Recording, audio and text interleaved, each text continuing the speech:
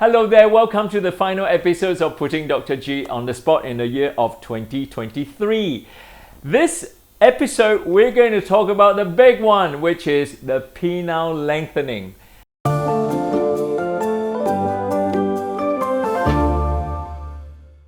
Penile lengthening actually is something that is probably difficult to achieve, as you can imagine, and it's probably not necessary unless somebody who suffers from small penis syndrome.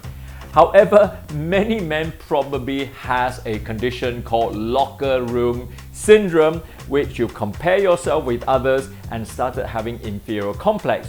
So therefore, operation like this actually induces the lengthening of the penis itself. And in fact, the penis itself has a suspensory ligament that holds it steady at the base of the pubic bone. And that has a function so that in an erect penis, it will face upwards and actually it will be a little bit more steady for penetrative purposes. Some surgeons, in order to release that suspensory ligament, can make the penis protrude more so that it becomes lengthened.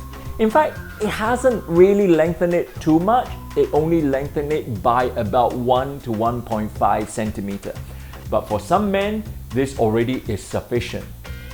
But there's a price to pay for that. This is an invasive operation, and sometimes many men started having issues with the operation. For example, infections of the skin or the flap around the pubic tubercles might actually cause some scarring. And that scarring itself can ironically pull back the penis and cause fibrosis, and that will cause further shortening of the penis. So as a result, operations as such is not really meeting expectation for many men, and that itself is considered failure. Although in this literature there are hundreds and hundreds of studies that show that penile lengthening operation or ligamental lysis is a very successful operation. But behind one or two success, there are many more who scarred badly and got infected and even retracted and caused further shortening. As a result, it's probably a good idea to think twice the next time that someone tries to entice you for a penile lengthening operation. First of all, remember, you may not need it.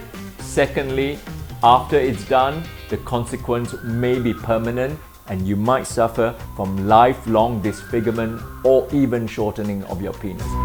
We're going to begin 2024 by talking about various forms of New Year resolutions. The most important one, I think, is to stop smoking. I want to discuss the impacts of smoking on erectile dysfunction and how smoking cessation can help you to improve your sex life. So stay tuned, especially if you're a smoker, on next week's Putting Dr. G on the Spot.